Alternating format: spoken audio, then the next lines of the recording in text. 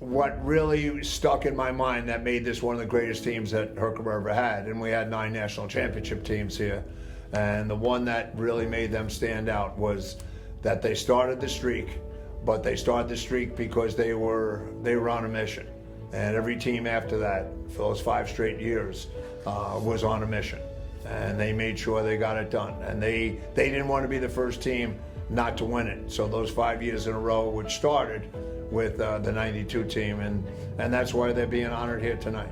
Most teams would crumble and break apart with all the adversity, but not the 92 team. When we lost Lewis Johnston, it had an immediate and huge impact on all of us. As my former teammate Sean Cross said, we could not describe the feeling we had as we were going to lose hometown and see his family, but it wasn't something we were prepared for to deal with as college students when we arrived.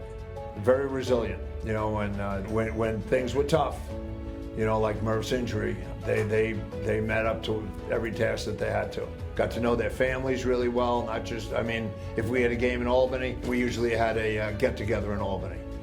If we had a game in Rochester or Syracuse, we usually had families helping feed the guys. Coach Warren was the glue that kept the team together. He had to make critical decisions without having any full-time assistant coaches, helping him or even giving him any perspective. Whether it was a pat on the back, a kick in the butt, or just a dose of reality.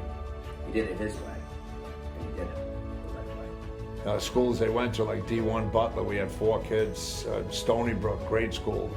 Delaware had 3.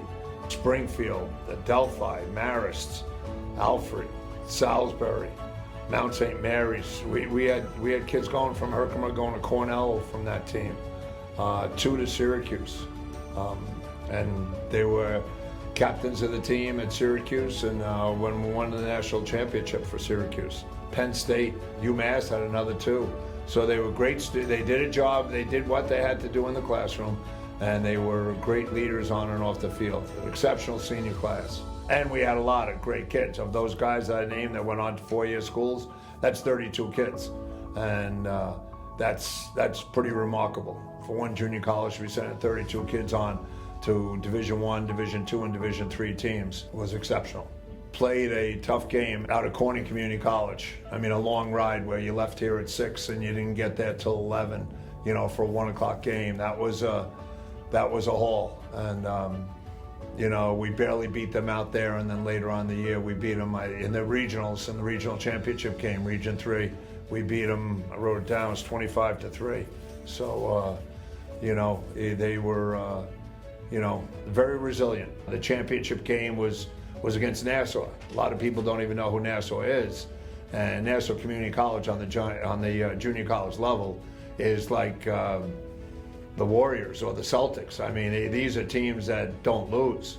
And we're playing Nassau, who wound up winning 22 national championships, had a school of 21,000 students, and here we were, Herkimer, coming down there with less than 2,000 students playing Nassau for the national championship on Long Island.